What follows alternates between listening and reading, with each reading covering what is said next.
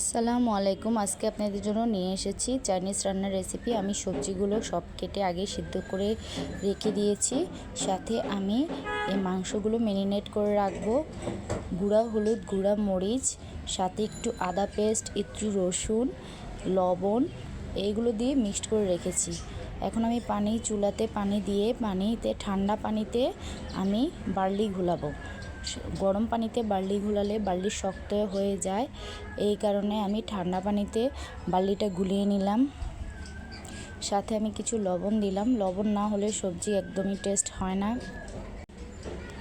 সাথে দিয়ে দিলাম টেস্টিং সল্ট আর ম্যাগি মশলার প্যাকেট। এটা কেউ দিতেও পারেন, না দিলে অপশনাল, কিন্তু আমার ভাল লাগে কারণ এটা গানটা আমার খুব ভালো লাগে।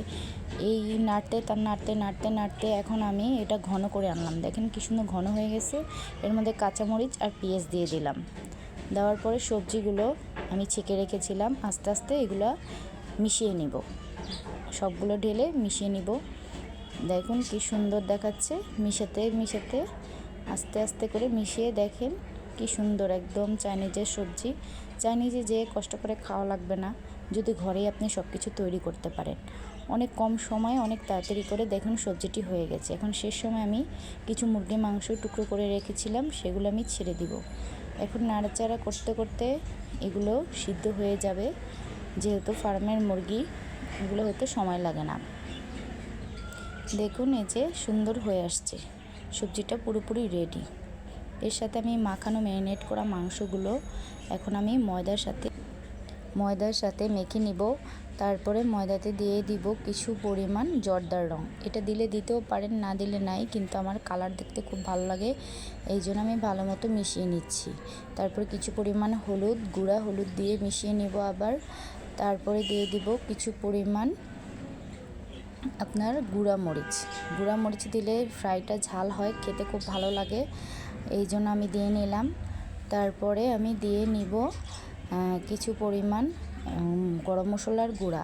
তারপর ভালো মতো মিক্সড করে নিব। মিক্সড করার পরে কড়াইতে আমি তেল দিয়ে দিলাম, যেহেতু ফ্রাইতে প্রচুর তেল লাগে, তা মোটামুটি তেল নিলেই হবে।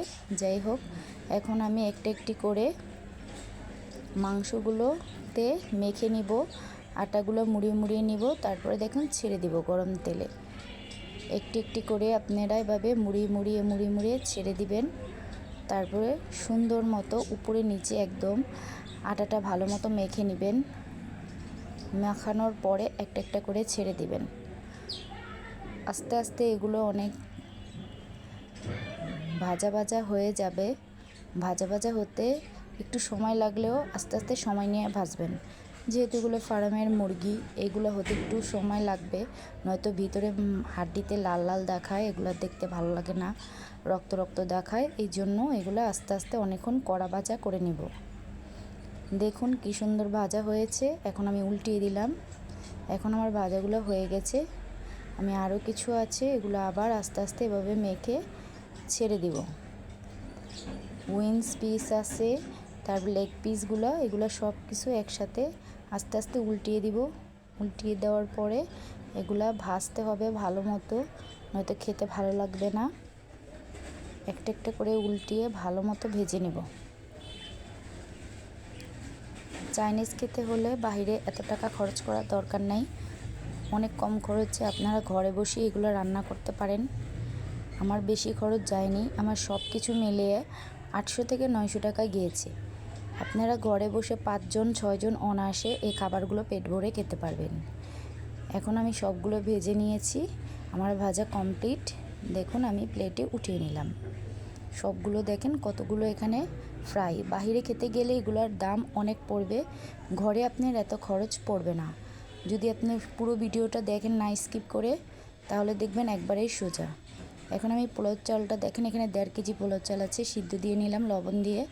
এই দেখেন একদম পানিটা শুকিয়ে আসছে, একদম ঝরঝরা হয়ে গেছে।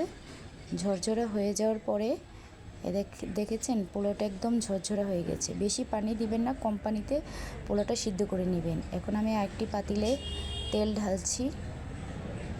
তেল ঢালার পরে আমি এখানে 4টি ডিম দিব। 4টি ডিম ভেঙে নিলাম। একে 4টি ডিম দিয়ে ভালো মতো একদম নাড়াচাড়া করতে হবে, ভালো মতো নাড়তে হবে যতক্ষণ পর্যন্ত ডিমটা একবারে শুকনো শুকনো হয়ে তেল উঠে না যায়। যখন দেখবেন ডিমটা একদম ভাজা ভাজা নাড়া করতে করতে তেল উঠে গেছে, দেখুন আপনারা ভিডিওতে কি সুন্দর তেল উঠেছে, তখন আমি সবজিগুলো এক একে ছেড়ে দিব। এই সবজিগুলো আমি আগে কেটে রেখেছিলাম। এখানে আমার লবণ দিলাম আর অনেকগুলো টেস্টিং সল্ট দিব, যেহেতু চাইনিজ রান্না টেস্টিং সল্ট না দিলে এটা টেস্ট আসবে না চাইনিজের মতো। এখানে আমি লবণও দিয়ে নিলাম। সেই সবজিগুলোকে আমি কোনো সিদ্ধ দিব না, অনেকে আগে দিয়ে সবজি সিদ্ধ দিলে ভালো লাগে না।